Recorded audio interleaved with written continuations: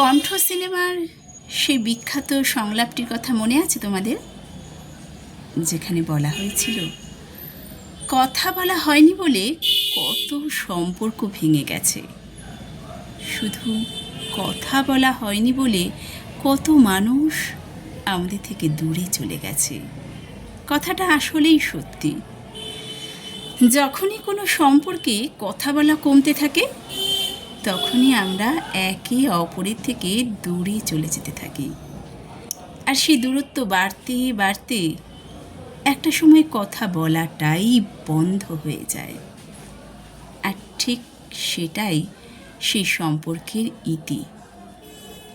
আর ঠিক এভাবেই এই শহরে কত সম্পর্কের সমাপ্তি ঘটে, শুধু কথা বলা হয়নি বলে। নমস্কার।